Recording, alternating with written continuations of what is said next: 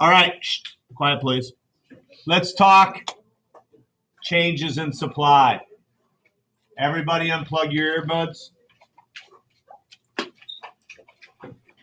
So the law of supply explains how supply changes in response to price changes when all other factors are constant. What's it called when all other factors are constant? Ceteris paribus or paribus? I don't know, I can't speak Latin. All other factors don't remain constant, though. Remember when we were talking about demand and certain things can affect demand, like advertising and Nike, Evan and Colin Kaepernick, right? That can shift the whole demand curve from the left to the right, depending how people react to it. Many non-price determinants can affect supply and cause it to change at all price levels. For example, any change in the cost of an input, such as raw materials or labor, machines, will affect the supply at all price levels. What's the name of the American-made motorcycle company? Harley Davidson.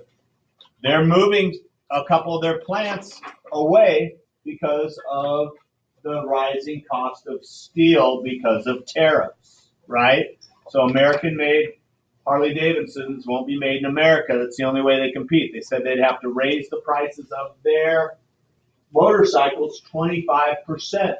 So if it's a $10,000 motorcycle, it's now a $12,500 motorcycle because of the cost of inputs, because of their raw materials. A lot of factories that moved a lot of companies that moved their factories overseas to reduce the cost of labor, another input, right? All of those things can shift the supply from left to right or right to left without it being price related. A cost increase for inputs causes a drop in supply at all levels because the good has become more expensive to make. It's shifted the entire curve to the left. Okay? A change in supply at all price levels is called a shift in supply. That is because the change in supply causes the entire curve to shift. On a graph, an increase in supply causes the supply curve to shift to the right. So there might be a real successful advertising campaign, or we might find a ton more iron ore, so that means we have more steel, so the cost of your inputs are less. If our supply is increased due to non-price determinants, this curve is going to go to the right. It's going to shift to the right. We don't say up or down. We've got to keep it left or right. A decrease in supply causes the curve to shift to the left. All right? The government has the power to cause supply shifts. A subsidy is a government payment to support a business or market. Since the subsidy lowers producers' costs, it's likely to cause an increase in supply. What does the government give? What industries or what industry is the main benefactor of government subsidies? Do you guys know? Think of the Midwest. Farms, farming, agriculture gets massive amounts of subsidies from the government to grow certain crops or not to grow other crops to help keep the price up. There's a huge demand on corn as we shift to ethanol, which is kind of an additive that we can put in gasoline to make it less pollutant or whatever. I don't even know why we do it. But ethanol is a big deal, so you need lots of corn. Well, corn was starting to spike in price too high. It was actually causing food shortages in some Central and South American countries because all the corn was going to ethanol and not for food and tortillas. So the government pays farmers to grow more corn so that we can increase the supply, right, to help balance the cost. They also, if the cost of a certain crop has sunk, they will pay you not to grow it so that the supply will go up. Okay, or so the demand will go up because there's less being grown.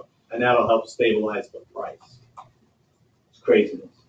The government can reduce supply by placing an excise tax on them. An excise tax is a tax on the production or sale or good of a good, making it more expensive to produce. So, we can give you an example. There's one in the picture. Alcohol. The government's tax alcohol. They put an extra tax on alcohol. Why? Because it's not good for you. Because they don't want you to drink it. They put huge amounts of taxes on cigarettes. In our marijuana legal states, there's huge amounts of taxes on marijuana, the buying of marijuana. There's also a huge amount of taxes for luxury items. So the government says, hey, if you're going to spend $4 million on an airplane, you can kick in another $100,000 in taxes. Okay? So certain luxury items are subject to a higher tax.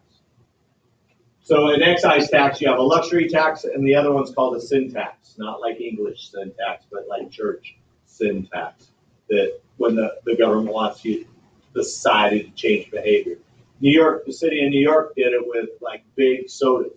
They had like a $12 tax on it. And I think they finally just banned them into saying you can't sell sodas over a certain amount of ounces, like, the big super thirsty, big gulps, because it's so unhealthy for you. Regulation or steps the government takes to control production can also affect supply. The more regulations we have, the less that's going to be allowed to survive supply because it's expensive to follow regulations. So what government action would increase the supply of cars in the United States? I kind of said it. What? Regulations.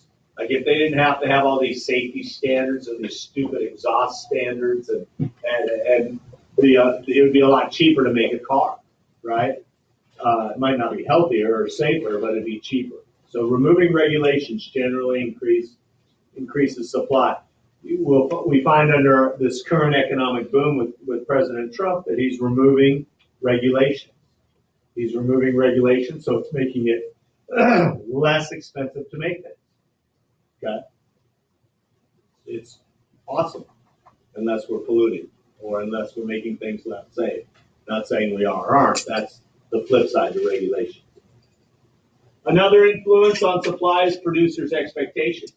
If sellers expect the price of a good to rise in the future, they will save their stuff to sell it as it rises. Okay? But if they think the price is going to drop, they're going to get it on there right away. So an example would be if I think the price of gasoline is going to go up in the future, and I sell cars, I'm gonna try to sell all my Suburbans right now, all my gas guzzlers right now, before the price goes up. But if I think the price of gasoline is going to drop, then I kind of hold on to those and wait until the gasoline prices drop, and then I put them on market because there'll be a higher demand. And I didn't realize how much people look at gas mileage when they buy cars. So I had a Chevy Tahoe at one point, and I was just looking at something, and I saw the Suburbans get the same gas mileage as a Tahoe, basically. So I was like, well, why do I have a Tahoe? Why don't I have a Suburban? I can get a huge car, right? So I went and I bought a used Suburban, had about $16,000 on it, and I bought it for $30,000. Everyone was saying that was such a great deal, but gasoline, when I bought that car, was at $3.80 a gallon. So it was really expensive for me to drive it because gas costs so much. But I didn't care. I wanted a Suburban. It's either that or the Tahoe, right? Same gas mileage. Why not have the bigger car? So I held on to that Suburban for 2 years and decided I want a convertible. The only convertible my wife will let me get for safety because of little kids is a Jeep, right? So I went to trade in my Suburban. I paid $30,000 for that Suburban. I drove it for 2 years, put about 36,000 miles on it. And as I go to trade it in, the guy says, man, Suburban is awesome because I can't keep them in stock. During those 2 years, the price of gas went from $3.80 a gallon to $2.15 a gallon was the average. So when the gas prices dropped, everybody wanted the Suburban. My trade-in value, they gave me $30,000 for my Suburban after I'd driven it for 2 years and paid $30,000 before, because the price of gasoline went down so much, everybody wanted the Suburban. It was awesome. It worked out awesome. So anyway, my father-in-law was kind of reverse. He bought this really cool Mercedes sports car for a lot of money, and then when he went to sell it, there was no demand for a used luxury car that expensive, so he got like a quarter of the value of it because that's all the market would bear. He was pissed. I think he was, because he's a lot smarter than I am, but that was a bad choice of car. So, take about, when do we get out of here? 38, and it's 08. You got like 2 minutes. We're going to take the quiz. The quiz is in the reading guide.